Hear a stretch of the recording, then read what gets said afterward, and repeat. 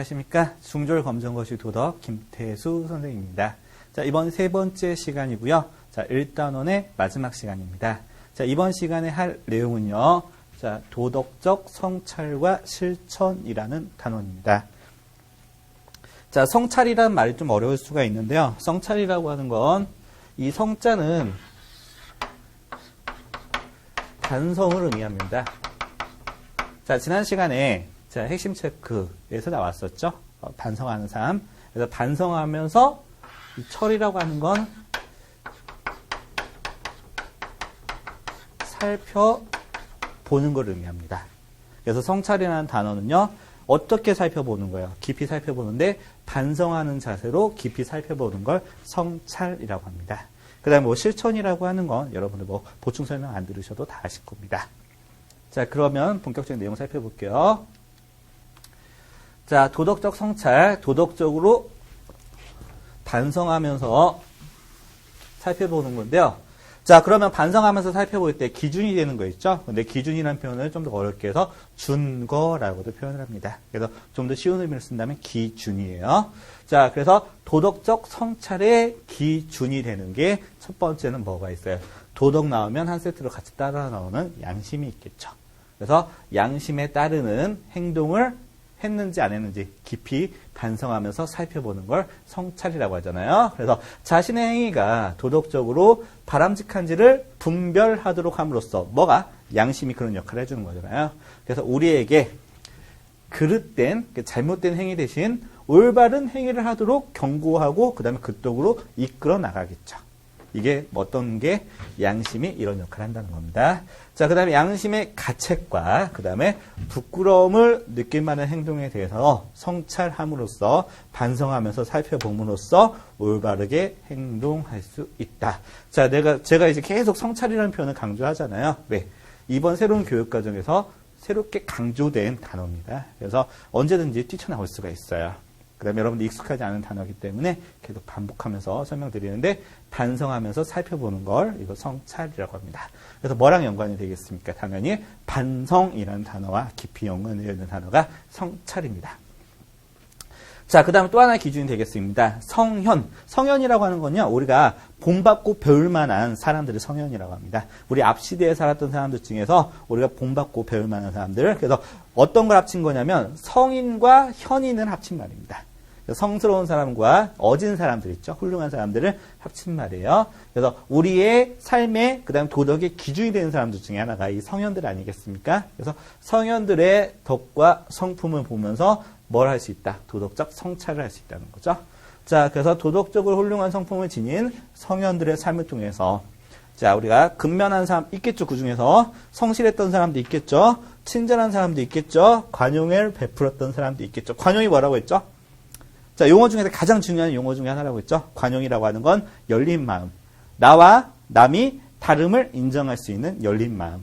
그래서 관용의 반대말이 뭐 배타성 이런 말입니다.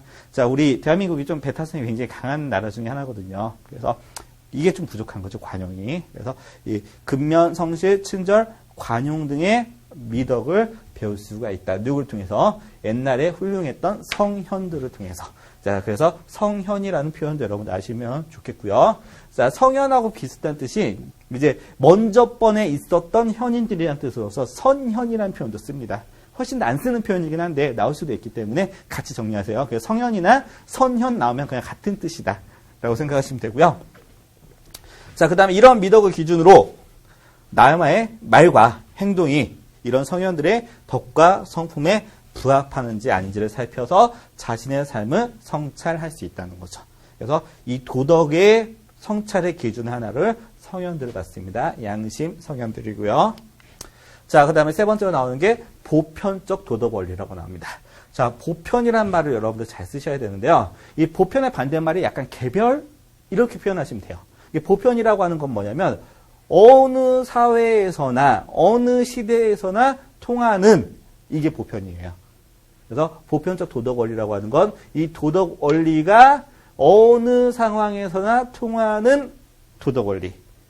자, 여러분들 좀 더 공부를 더 하시면 이 도덕 원리라는 말이 나왔으면 앞에 보편이 들어가는 겁니다. 도덕 원리는요, 보편적인 도덕, 이게 도덕 원리예요. 많이 들으실 수 있잖아요. 그래서 뭐 사람을 죽이면 안 된다. 남의 물건을 훔치면 안 된다. 자, 불쌍한 사람은 도와줘야 된다. 이거는 뭐 시대와 장소를 구분하고 인간이 사회를 구성하고 살면 어느 사회에서나 인정되고 있는 도덕 원리들 아닙니까? 자, 그래서 도덕 원리라고 하는 건 기본적으로 뭘 내재하고 있어요? 이 보편이라는 말을 내재하고 있습니다.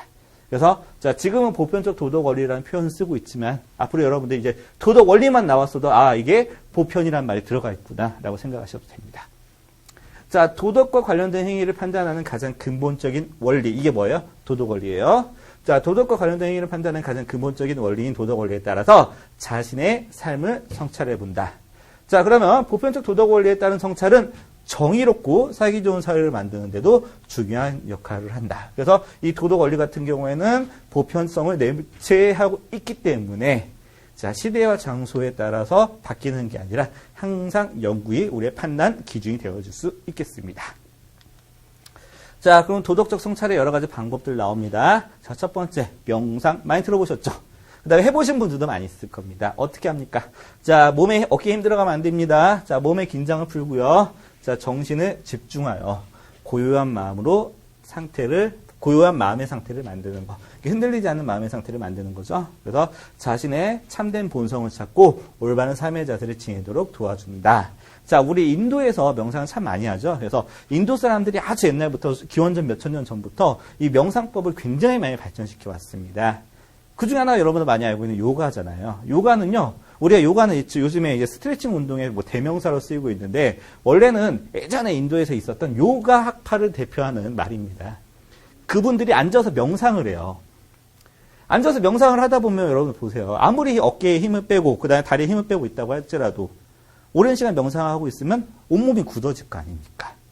온몸이 굳어지면 몸을 풀어줘야 되죠. 그 과정 속에서 발달한 게 요가 체조입니다. 똑같은 게 있습니다. 여러분들 보세요. 중국의 무술을 뭐라고 하죠? 쿵푸 아니면 우슈라고 표현을 하죠. 이게 왜 발달했을까요? 쿵푸의 총본사라면 유명한 절이 있죠. 중국에. 소림사라는 절이 있습니다. 그런데 여러분들 소림사 하면요. 원래는 쿵푸보다 더 유명한 게 있습니다. 소림사를 세운 사람이 누구예요? 우리나라에 고깃집 가면 많이 그림이 걸려져 있는 그 예군을 쫓는다는 그 그림의 주인공, 달마대사입니다. 달마대사는 여러분들 그림 보면 아시다시피 수염도 많고 눈도 뭐 부리부리하게 생겼고 동양 사람 같이 안 생겼습니다. 인도에서 건너온 사람인데요. 이 달마대사가 소림사를 인수를 하면서 여기를 선종의 총본산으로 삼았습니다. 교종, 선종 여러분들 국사 시간에 굉장히 중요하게 배울 거예요. 교종이라고 하는 건 교리나 경전을 강조하는 불교학파를 말하는 거고요. 선종은 참선을 강조합니다. 이 참선하고 비슷한 게 명상이에요. 마음속에 깨달음을 추구하는 거죠. 마음속에 깨달음을 추구하기 위해서는 마음속에 고요한 상태를 유지해야 돼요. 그래서 마음속에서 열심히 참선을 깨닫기 위해서 명상을 했습니다. 그러니까 온몸이 굳을 거 아니에요. 그래서 선종이 발달하기 때문에 이런 선종을 참선을 많이 하는 스님들을 위해서 발달한 체조가 체계화돼서 중국의 무술로서 발달하는 겁니다. 그래서 소림사는요, 무술로서 보는 사람들이 더 많이 알고 있지만 실제로는 세계 선종불교의 총본산이라고 생각하셔도 되는 게 소림사입니다. 이렇게 같이 정리하시면 되겠습니다. 그 다음에 자신의 참된 본성을 찾고 올바른 삶의 자세를 지니도록 도와준다. 이거 혼자서 조용히 생각해 볼 수 있는 거잖아요. 자, 그 다음에 일기 쓰기 보겠습니다. 자, 하루의 삶을 돌아보고 자신의 삶을 성찰하게 된다. 우리가 이제 시간이 굉장히 빨리 지나가고 있고요. 그 다음에 이제 어르신들 많이 이런 표현 쓰잖아요. 뭐, 시간 가속도의 법칙 해가지고, 나이를 먹을수록 시간이 쑥쑥 지나간다. 뭐, 다 체험하는 겁니다. 왜냐하면 나이를 먹을수록 자기 삶의 변화가 적어져요. 계속 일상적인 삶이 반복되기 때문에 그만큼 시간이 빨리 지나갈 수밖에 없는 겁니다. 체감해서. 그 다음에 뭐 아인슈타인의 상대성 원리에 의하면 높은 데에 있으면 사람 시간이 더 빨리 간다고 하잖아요. 자, 그런데 이 지나가는 시간이 그냥 지나가 버리면 아무 의미 없잖아요. 근데 그걸 기록을 남길 수 있는 게 가장 대표적인 게 일기죠. 그래서 뭐 성공한 사람들은요, 뭐 일기를 쓰는 습관들을 많이 가지고 있다고 하는데 저는 군대에 있을 때 쓰고 그 다음부터는 안 썼습니다. 군대에 있을 때 하루하루가 너무 힘들어가지고 이 힘든 삶을 내가 제대하고 나서 잊어버린다면 너무 좀 억울할 것 같아서요. 계속 썼던 적은 있었습니다. 그래서 지금도 힘들 때 군대에서 많이 썼던 것들을 그때를 보면서 막 힘을 얻고 하는데요. 자, 그 꾸준한 일기쓰기는 판단력과 그다음 사고력을 키우고 올바른 태도와 습관을 길러주면서 반성을 해줄 수 있죠. 내가 잘한 거는 칭찬해주고 그다음 잘못한 거는 반성할 수 있겠습니다. 그다음 또 하나, 뭐 이게 도덕하고 상관있는 건 아니지만 필력을 길러주기도 합니다. 글 쓰는 능력 있죠? 그걸 길러주기도 합니다. 자, 그 다음 또 하나. 좌우명을 설정하면서 실천하기. 좌우명이라고 하는 건 늘 옆에 갖춰두고 보면서 자기 생활을 반성할 수 있는 명언이나 격언, 아니면 그냥 자기가 하고 싶은 말도 될 수가 있겠죠. 그래서 저도 이렇게 쭉 써놓은 것들이 있습니다. 그래서 일주일에 한 번씩 바꾸는데, 이게 일주일에 한 번씩 바꾸다 보니까 나중에 쓸 말이 없어가지고 굉장히 막 고민하면서 썼던 것들이 있습니다. 그 다음에, 자, 일상생활에서 좌우명을 지침으로 삼아서 이를 지키기 위해서 노력한다면 더욱 바람직한 삶을 살 수가 있다. 당연한 겁니다. 좌우명이라고 하는 게 꼭 거창한 말 필요 없습니다. 자신이 쉽게 하고 싶은 거. 하다못해 뭐 게임 시간 줄이자. 아니면 뭐 다이어트 꼭 성공하자. 금연에 성공하자. 간단히 쓰시고 지키려고 노력하는 것도 좌우명이 될 수가 있겠습니다. 자, 그 다음에 이제 좀 더 이제 깊은 내용으로 들어가겠습니다. 자, 유교적 성찰 방법. 자, 유교, 아니면 유가 같은 표현입니다. 아니면 유학 같은 표현이니까 같이 정리하시고, 그 질문에 게시판 같은 데서 많이 올리시는 분들이 뭐 유교, 유학 아니면 유가가 어떻게 틀리나요? 라고 얘기하시는데, 유학은 그거 학문적으로 바라보는 거고요. 유가는 그 계통을 이렇게 포함해서 일컫는 말이고요. 유교는요, 우리나라 조선시대 때 유교, 특히 이제 성리학 이외의 다른 사상을 전부 다 배척했기 때문에 이게 배타적인 종교적인 특성도 가지게 돼서 그때부터 유학이 아니라 유교라는 표현도 같이 쓰게 되는 거거든요. 여러분은 구분하실 필요 없습니다. 그냥 같이 뭐 유가, 유학, 유교 그냥 같이 생각하시면 됩니다. 그 다음에 비슷한 게 뭐 불교, 그 다음에 불가 같이 표현하셔도 돼요. 똑같다고 생각하시면 됩니다. 자, 이 중에서 유교적 성찰 방법 중에서 정말 강조하는 게 있습니다. 경이에요, 경. 유교 중에서도 제가 특히 어떤 사상이 우리나라에서 큰 영향을 미쳤다고 했죠? 고려시대 후반부 이후에 성리학이라는 사상이 굉장히 큰 영향을 미쳤는데 이 성리학에서 가장 강조하는 수행 방법이 경입니다. 어떻게 해요?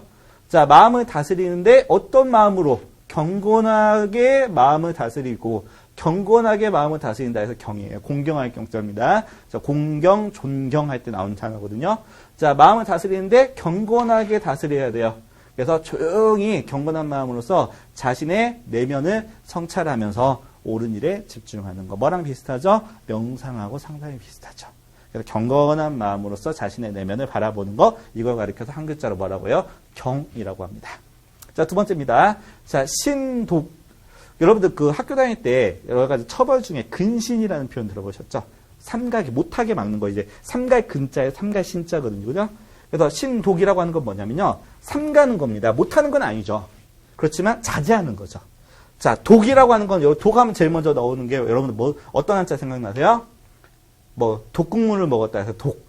그 다음에 대한독립만세 할 때 독 이런 것도 있을 수가 있겠지만 여기서는 대한독립만세 할 때 독자입니다. 자, 혼자 있을 때 여러분들 보세요. 다른 사람과 같이 있을 때는 그 사람들을 눈치를 보기 때문에 우리가 좀 자제하는 마음이 생길 수가 있단 말이에요. 근데 다른 사람과 같이 있을 때뿐만 아니라 혼자 있을 때에도 도리에 어긋나지 않도록 말과 행동을 항상 조심해서 하는 것. 이게 신독의 자세입니다.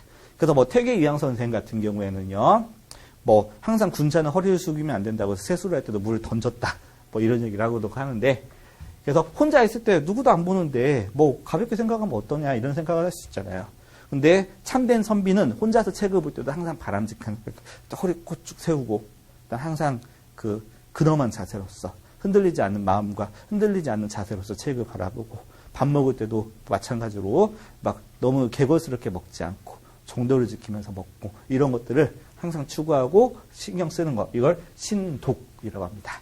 자, 이런 용어들 최근에 이제 새롭게 교육과정 바뀌면서 추가되는 단어들이기 때문에 뭐 이 중에서 하나는 나올 수가 있습니다. 자, 그 다음에 자, 도가적 성찰 방법. 뭐 도가라고 했고 유교라고 했죠. 이거 바꿔 써도 되겠죠. 유가 도교라고 써도 되겠습니다. 그래서 도가와 도교는 굉장히 큰 차이가 있는데 여러분들은 그냥 같이 생각하셔도 됩니다. 자, 도가적 성찰 방법. 좌망. 자, 좌자가 앉을 좌자예요. 좌석할 때. 좌망. 마음이 자 앉아서 망 잊어버리라는 거예요. 마음을 앉은 상태에서 전부 다 비워버리라는 겁니다. 이 사람 모든 걸 전부 다 잊어버리라는 거예요. 그래서 마음이 육체의 괴로움에서 벗어나고 세속적인 지 그러니까 알매에 대해서 벗어나고 그 다음에 큰 도리 대도와 합이라는 것. 자, 도가에서 말하는 큰 도리는요 자연의 이치입니다. 그래서 우리가 앉아서 마음속에 있는 모든 지식과 그다음에 모든 티끌을 다 벗어버리고 이게 마음을 비우는 거죠. 자연을 느끼면서 합일해 나가는 것, 자연과 하나로 나아가는 것, 이걸 가리켜서 좌망이라고 하고요. 좌망 다음에는 이제 뭐가 필요하냐면 심재, 마음의 모든 걸 다 비워버리는 겁니다. 그래서 앉아서 잊어버리면서 마음의 모든 것을 전부 다 지워버리면 그 다음에 우리는 모든 것들이 하나로 되는 무라일체의 경지로 나아갈 수 있습니다. 자, 무라일체 경지에 나갈 수 있고요. 자, 무라일체 경지에 나가면 우리가 이상적인, 도가에서 말하는 이상적인 사람이 되는데요. 이런 사람들을 가리켜서 신인, 아니면 진인, 아니면 지인, 이런 표현도 쓰기도 합니다. 그래서 다시 한번 말씀드릴게요. 자, 도가에서 앉아서 모든 걸 잊으면서 마음에 있는 모든 것을 다 지워버리고, 자, 우주 만물의 이치, 자연의 이치를 느끼다 보면 모든 만물과 내가 하나의 경지에 이르는 이런 상태까지 가는데 이걸 무라일체라고 합니다. 자, 무라일체의 경지를 깨달은 사람들, 이런 사람들을 가리켜서 신인, 진인, 지인이라고 장자 선생님께서 표현을 하셨습니다. 그래서 자, 도가에서 말하는 이상적인 사람, 신인, 진인, 지인, 이런 사람들이 있습니다. 유가에서는 어떤 사람들이 있다고 했죠? 제가 하나 말씀드렸잖아요. 마음속에서는 인을 가지고 있고 겉으로는 예를 표현할 수 있는 사람. 이런 사람들 뭐라고 한다고 했습니까? 군자라고 했죠. 그 다음에 인과 예에 나가서 의를 가지고 용기를 가지면서 행동할 수 있는 사람. 의라고 하는 건 사회적 정의입니다. 그래서 인, 의까지, 인, 의, 예까지 같이 가지고 있는 사람. 이런 사람들은요, 뭐가 길러지냐면 호연직이라고 하는 게 길러집니다. 이런 호연지기를 가지고 행동할 수 있는 사람들을 맹자가 말하는 이상적인 사람, 대장부라고 표현했습니다. 그래서 자, 신인, 진인, 지인과 대비되는 유가에서 말하는 이상적인 사람들 한번 정리 한번 해보겠습니다. 인과 예를 같이 갖춘 사람들, 군자. 그 다음에 호연지기를 갖춘 사람들, 대장부. 사나이 대장부 할 때 대장부. 그 다음에 여기에 검소한 삶과 유교적인 학식까지 갖춘 사람들, 선비. 이런 사람들도 있겠죠. 자, 이런 사람들이 유가에서 말하는 가장 대표적인 이상적인 인간상들입니다. 어차피 나중에 다 나오는데요. 자, 나오는 김에 한 번씩 설명드렸습니다. 자, 핵심 체크 볼게요. 자, 자신의 내면과 현실을 돌이켜보고 깊이 생각하는 거, 우리 반성하면서 살펴보는 걸 뭐라고 한다고 했습니까? 성찰이라고 표현한다고 했죠? 자, 그 다음에 성찰은 잘못을 찾아서 뭐까지 포함해야 됩니까? 성찰 딱 했습니다. 근데 잘못 찾았어요. 아무것도 없어요. 그러면 발전이 없으면 아무것도 안 되겠어요. 그 발전이 없잖아요. 그래서 성찰은 잘못을 찾아서 뭐까지 해야 돼요? 고쳐 나가야겠죠. 개선해야겠죠. 그래서 뭐 고치는 것 아니면 개선해 나가는 것 이런 식으로 표현하면 되겠고요. 자, 인간은 땡땡땡 존재이기 때문에 자주 실수를 저지르고 쉽게 포기할 수 있다. 인간은 그런 완벽한 존재다 아니면 불완전한 존재다. 자, 인간은 자, 불완전한 존재이기 때문에 자주 실수를 저지르고 쉽게 포기할 수 있다. 그 다음에 도덕적 행동을 구분할 수 있는 마음을 가리켜서 자, 도덕적이냐 도덕적이지 않느냐를 구분할 수 있는 마음 여러 번 나오겠죠? 자, 뭐가 있었습니까? 양심이 되겠습니다. 자, 이렇게 해서요. 핵심 체크 살펴봤고요. 그 다음 내용 살펴보도록 하겠습니다. 자, 도덕적 사고. 사고는요. 뭘 어렵게 표현한 겁니까? 생각을 어렵게 표현한 겁니다. 그래서 도덕적 사고라고 하는 거, 사고는 생각을 좀 더 어렵게 표현하는 겁니다. 자, 그럼 도덕적 생각, 사고는 왜 필요하겠습니까? 우리가 도덕적인 행동을 하기 위해서는 도덕적인 생각을 할 줄 알아야 될 거 아닙니까? 그 다음에 도덕적 생각을 하면서 도덕적인 지식까지 알아야지 우리가 도덕적인 행동을 할 수 있거든요. 그래서 먼저 도덕적 행동, 실천에 나가기 전에 우리가 먼저 공부하는 게 도덕적 사고입니다. 그래서 우리가 살아가면서 부딪히는 다양한 도덕 문제들을 해결하기 위해서 스스로 판단하고 선택하는 모든 지적, 그러니까 우리가 알아차릴 수 있는 지적인 노력 아니면 지적 노력 플러스 능력도 될 수가 있겠죠. 그래서 지적 노력과 능력을 도덕적 사고라고 합니다. 자, 도덕적 사고가 왜 필요할까요? 첫 번째입니다. 자, 도덕적 갈등 상황에서 올바른 도덕 판단은 당연히 뭐가 있어야지? 사고 능력이 있어야지만 할 수 있겠죠. 그래서 일상생활에서 어떤 도덕 규범을 따라야 될지 결정하기 힘들 때가 상당히 많이 있습니다. 자, 그 다음에 도덕규범들은 서로 연관되어 있고 어떤 행동이 도덕적으로 더 바람직한 것인지는 구체적인 상황에 따라서 달라지기 때문에. 자, 왜 뭐가 옳고 그른지 판단하기가 뭐가 어려워라고 생각하시는 분들도 있는데 실제로 굉장히 어려운 경우가 많습니다. 예를 들어서요. 자, 중국에 은나라가 멸망하고요. 주나라가 등장했습니다. 그럼 보세요. 은나라 마지막 왕이 주왕이라고 하는 굉장히 폭군이었는데요. 그렇지만 나는 은나라에 충성을 바쳤습니다. 근데 새롭게 주나라로 간다. 이게 도덕적인 행동이에요? 좀 애매모호하죠. 한번 보겠습니다. 자, 주나라 문왕은요, 굉장히 똑똑한 왕이에요. 근데 은나라 주왕은요, 폭군입니다. 그러면 새로운 왕조를 갈아타는 게 맞는 건지, 아니면 자신의 삶과 백성들의 삶을 위해서 새로운 왕에게 새로운 충성을 바치는 건지, 둘 다 어때요? 어떻게 보면 둘 다 옳은 거잖아요. 원래 내가 충성을 바쳤던 나라에 충성을 바치는 거. 그 다음에, 자, 국민들에게 더 인기가 있고 국민들을 위해서 정치를 할 수 있는 새로운 왕과 새로운 왕조에 대해서 충성을 바치는 거. 이건 어때요? 어느 한쪽도 양보할 수 없고 뭐가 더 낫다고 판단하기 힘든 문제 아닙니까? 이런 경우들이 도덕적 갈등 사회가 굉장히 많이 있습니다. 자, 우리 그 유명한 소설 레미제라블 에서 나오는 장발장이 은촉대를 훔쳤습니다. 그때 그 주교께서 경찰에 신고를 했지. 자, 훔친 도둑이니까 신고를 하는 것도 도덕적 행동이죠. 그렇지만 이 사람이 굉장히 극한 상황에 몰린 상태에서 이런 걸 훔쳤기 때문에 불쌍한 사람은 도와준다 생각하고 그냥 눈 감아주는 거. 자, 물건을 훔친 사람은 눈 감아주는 건요, 결코 좋은 행동이라고 볼 수 없는 경우도 있겠잖아요. 이런 것들은 도덕적 갈등 사례들이 굉장히 많이 있거든요, 이렇게. 자, 이런 도덕적 갈등 상황에서는요, 자, 올바른 판단을 내리기 위해서 뭐가 필요하다? 도덕적 사고가 필요하다는 겁니다. 그 다음에 이런 도덕교범들은 서로 연관되어 있고 어떤 행동이 도덕적으로 더 바람직한 것인지는 구체적인 상황에 따라 달라지기 때문에 그러니까 어렵다는 거죠. 그래서 우리가 뭐가 필요하다? 사고 능력이 필요하다는 겁니다. 도덕적 능력이 도덕적 판단이라고 하는 게 무조건 쉬운 게 아닙니다. 쉬운 게 더 많이 있지만 이렇게 헷갈리는 상황도 많이 있다는 거죠. 자, 그 다음에 올바르게 행동할 수 있도록 도와준다. 뭐 보충 설명 안 해도 이런 건 다 아시겠죠? 그래서 도덕적 사고 능력이 높은 사람이 도덕적으로 행동할 가능성이 당연히 높겠죠. 따라서 도덕적 사고 능력이 높은 사람은 옳고 그름을 잘 판단하고 다른 사람을 배려하기 때문에 뭘로 갈 수 있다? 도덕적으로 행동할 가능성이 훨씬 더 높아진다는 거죠. 자, 그 다음에 사회 변화에 따른 새로운 도덕 문제에 적절하게 대응할 수 있다는 거죠. 자, 도덕 문제라고 하는 게 시대와 장소에 따라서 항상 같은 것도 있지만 약간씩 달라지는 것도 되게 많이 있잖아요. 이런 것들은 저 시대와 장소에 따라서 바꿔지는 것들이 있습니다. 이런 바꿔지는 것들이 제대로 판단을 못 해가지고, 우리 사고를 못 해가지고, 거기에 적응하지 못하면 나는 원래 내가 도덕적인 행동이라고 생각해서 판단을 해서 어떤 행동을 했는데 다른 사람들이 봤을 때는 어때요? 그 사회 도덕 원리가 봤을 때는 비도덕적인 행동이 나올 수도 있는 거거든요. 이런 문제가 생길 수도 있다는 겁니다. 많이 있습니다. 이런 사례들. 한번 예를 들어볼까요? 자, 옛날에 그 스페인에 유명한 이제 선교사들이 신대륙이 개발되고 나서 많이 신대륙을 건너갔습니다. 그래서 거기에 이제 원주민 상태에 있는 부족 생활하고 있는 원주민들에게 뭐 포교도 해보고 아니면 그들을 힘으로 눌러보기도 하고 여러 가지 방법을 썼습니다.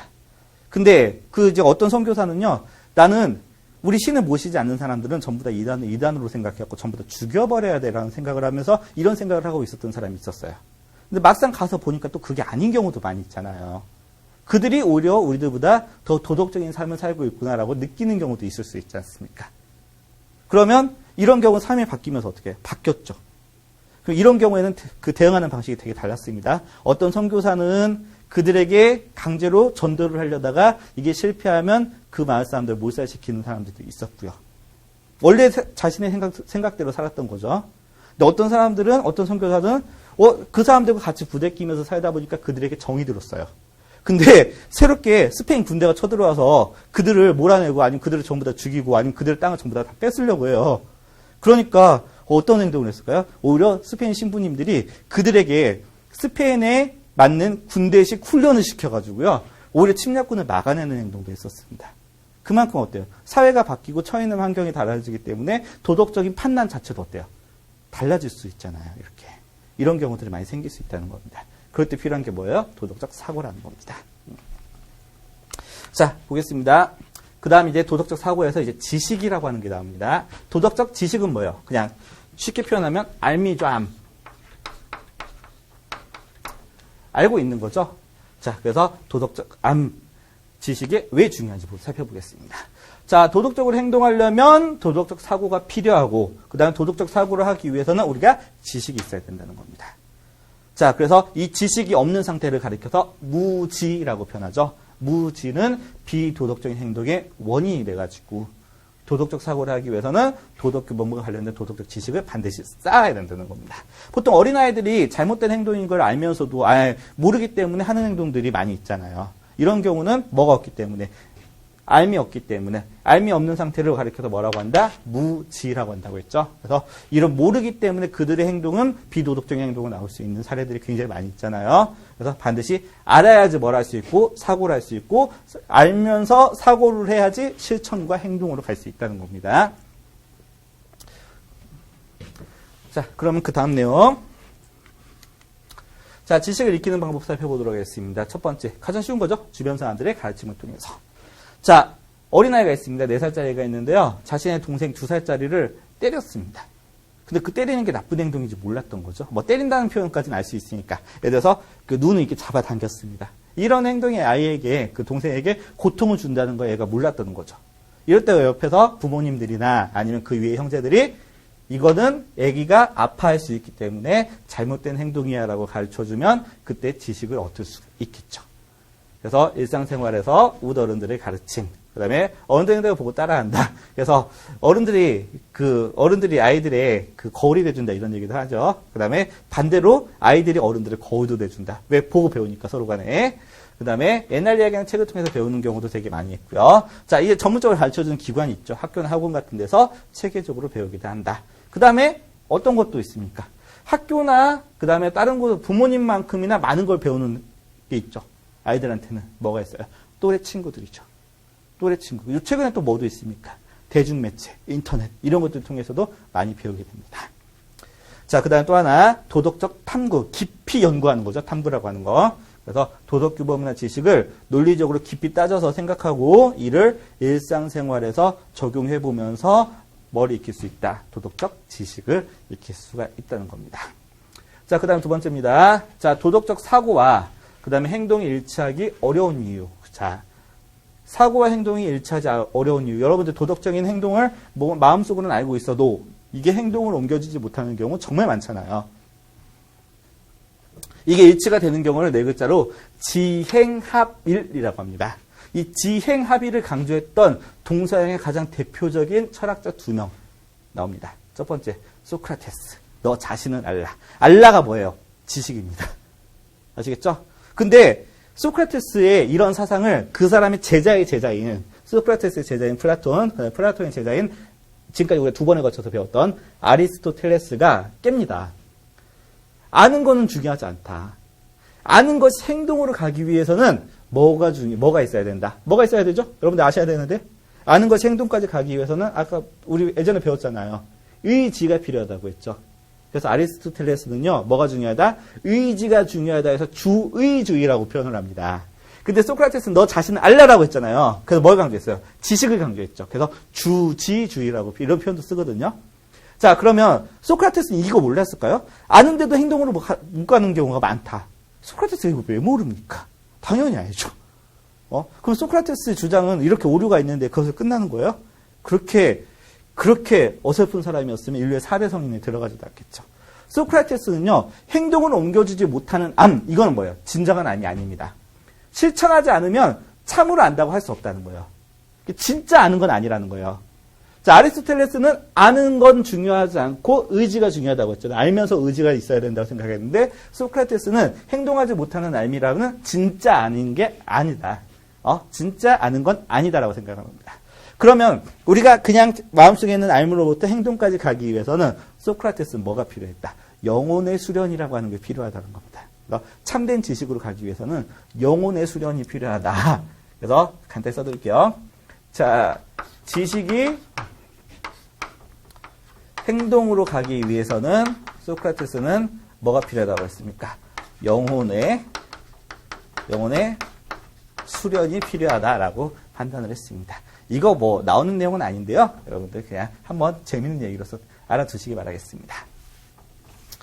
자, 그 다음에 우리 동양에서 또 유명하신 분이 나옵니다. 왕양명. 이 사람 이름은요, 이분 이름은 양명이 아니고요. 성은 왕씨는 맞는데, 원래 본명은 왕수인입니다. 왕수인인데, 이분의 호가 양명이에요. 그래서 우리가 뭐, 율곡이 이렇게 표현하는데, 이율곡 이렇게도 표현하고, 뭐, 율곡의 어머니, 뭐, 신사임당 이렇게도 표현하잖아요.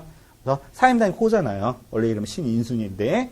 자, 그래서 왕수인, 왕양명은요, 알매 행함은 시작이요, 행함의 알은 완성이다 하면서 이걸 네 글자로 뭐라고 했냐면 지행합일이라고 표현했습니다. 이 지행합일이라는 표현은 이 왕양명이라는 분이 표현하신 거예요. 그 전에 성리학과 약간 배치되는 거죠. 성리학은 우리 내재되어 있는 참된 지식과 경스러운 성과 경을 통해서 마음속에 수련을 강조한다면 이분은 거기에서 나아가서 뭘 행동까지도 강조하는 거죠. 그래서 우리 명나라 시대 분인데요. 명나라 시대에 있던 이 왕양명의 사상을 따르는 사람들을 가리켜서 양명학 이렇게 표현합니다. 그래서 명나라 시대를 대표하는 또 유학계의 한 종류 중에 하나입니다. 자, 그럼 지행합이 어려운 이유 첫 번째 무관심. 왜 그런지 아시죠? 자신과 직접적인 이해관계가 없는 일에 대해서는 사람들은 무관심하다. 두 번째, 나만 생각하는 이기심. 그 다음 귀찮아, 편의주의. 이런 것도 있을 수 있죠.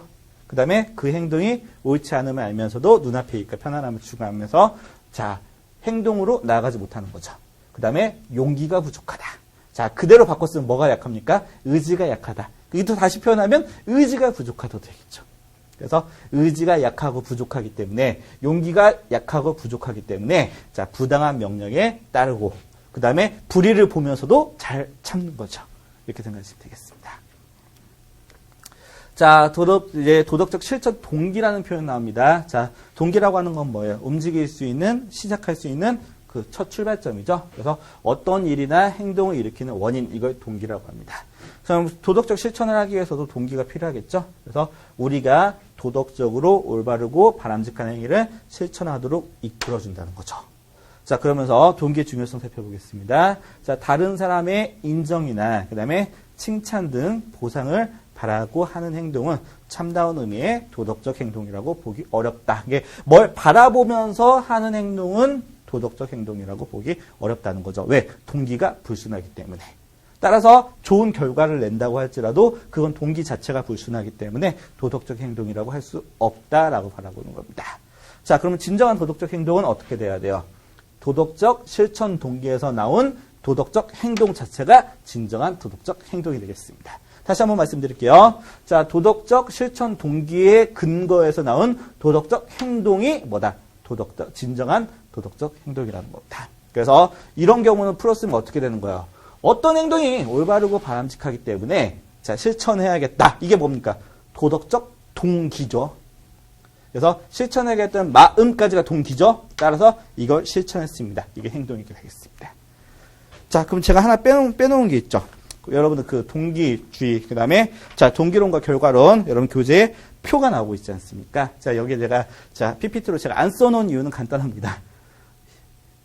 중졸 검정고시에서 안 다룹니다. 거기까지는. 근데 제가 그냥 보충 설명 잠깐 드리자면 거기 나와 있는 인물들 생각하실 필요도 없고요. 외우실 필요도 없습니다. 그냥 동기로는 뭐가 중요하다? 내 마음속에 있는 동기가 중요하다. 칸트 이런 거 외우지 마세요. 그래서 동기가 중요하다 해서 동기론입니다. 그럼 결과는 중요하지 않다는 겁니다. 올바른 동기에 의한 행동, 이게 도덕적 행동이다라고 바라보는 게 동기론이고요. 그 다음에 결과론이라고 하는 건 뭐냐면 마음속에 있는 동기도 상당히 중요하지만 겉으로 최선의 결과가 나와야 된다고 주장하는 게 결과론입니다. 그래서 거기에 뭐 존 스튜어트 밀 아니면 공리주의 또 하나 벤담 이런 분들이 있는데 사람 이름 외우실 필요 전혀 없습니다. 그냥 결과가 중요하다 결과론, 그 다음에 동기가 중요하다 동기론. 근데 여러분 생각했을 때 뭐가 더 중요해요? 둘 다 중요하죠. 근데 도덕이라고 하는 거랑 관련이 있다면 아무래도 뭐가 더 중요하겠습니까? 도덕과 관련된 거는 동기가 더 중요하겠죠. 이렇게까지만 이해하시면 됩니다. 그래서 괜히 사람 이름 이런 거 힘들게 외우실 필요 없고요. 자, 그 다음 넘어갈게요. 자, 그럼 도덕적 실천 동기의 종류에서 첫 번째가 뭐 나오냐? 선의지. 자, 의지는 뭔지 아시잖아요. 그럼 선의지는 뭐겠습니까? 선한 행동을 하려고 하는 의지겠죠. 그래서 마음속에서 옳다고 믿는 바에 따라서 행하고자 하는 의지다. 이걸 강조했던 분이 아까 동기론을 강조했던 칸트입니다. 그 독일에서 뭐 가장 존경받는 철학자 중에 하나죠. 그래서 칸트는요, 어떤 게 도덕적 행동이라고 봤냐면, 이 선의지에 따르는 행위나 아니냐에 따라서 옳고 그름을 판단해야 한다고 주장했다. 그러면 칸트가 말하는 도덕적 판단에서 뭐는 그렇게 중요하지 않다. 이 행위에 따라서 나타나는 결과는 중요하지 않다라고 말하고 있는 겁니다. 이렇게 이해하시면 되겠고요. 자, 그 다음에 사랑과 공감이 있어야 된다는 겁니다. 사랑이라고 하는 건 내가 다른 사람에게 보여주는 게 아니라 다른 사람에게 가지고 있는 마음이겠죠. 그 다음에 그거 상대방이 같이 느끼는 거 공감 이렇게 생각하시면 되겠습니다. 그래서 어떠한 보상이나 조건 없이 사랑을 바탕으로 도덕을 실천하고요. 그 다음에 타인의 아픔에 공감하고 인간을 사랑하는 마음이 도덕적 실천으로 이어진다. 자, 타인의 아픔에 공감하고 같은 표현은 아니지만 여러분 같이 정리하시면 자, 남의 입장에서 생각해 볼 수 있어야 되겠죠. 그래서 타인의 아픔에 공감하고 이렇게 밑줄 치시고요. 밑에다가 역지사지의 마음이다. 이렇게 생각하시면 되겠 써놓으세요. 그래서 역지사지. 다른 사람의 입장에서 생각해 볼 수 있는 마음. 저는 이렇게 옆에다 썼지만 공간이 없어서 여러분들 타인의 아픔에 공감하고까지 밑줄 치시고 역지사지의 자세. 역지사지라는 한자 성어 한번 같이 정리 한번 해보시고요. 자, 그 다음에 정의라는 얘기 나옵니다. 자, 정의라는 표현이 특히 여러분들이 이제 고졸 과정으로 들어가면 상당히 이제 중요한 내용으로 나오는데요. 정의가 뭐예요? 물어보면 여러분들 그냥 어렸을 때 그 만화 영화 보면 정의 이름으로 할 때 그 정의 있잖아요. 그렇게 생각하시면 됩니다. 정의라고 하는 건 뭐냐면요. 이 의라고 하는 게 뭐예요? 사회적 도덕이에요. 의라고 하는 게. 정의라고 하는 건 뭐예요? 바른 사회적 도덕 이렇게 생각하시면 됩니다. 그래서 올바른 사회적 도덕. 사회 도덕인데 어떤 사회적 사회윤리인데 올바른 사회윤리, 올바른 사회도덕 이걸 정의라고 생각하시면 됩니다. 그래서 사회를 구성하고 유지하고 있는 공정한 원리, 사회랑 관련된 도덕 윤리죠. 이걸 정의라고 하고요. 자, 개인적으로는 사회적으로 정당하고 형평에 맞는 원칙에 따라서 올바르게 행동하기 위해서 노력하는 걸 정의라고 합니다. 그래서 사회적인 의미인데 개인적인 것도 당연히 같이 중요하게 되겠죠. 그래서 자, 그 다음에 네 번째로 긍지와 자부심.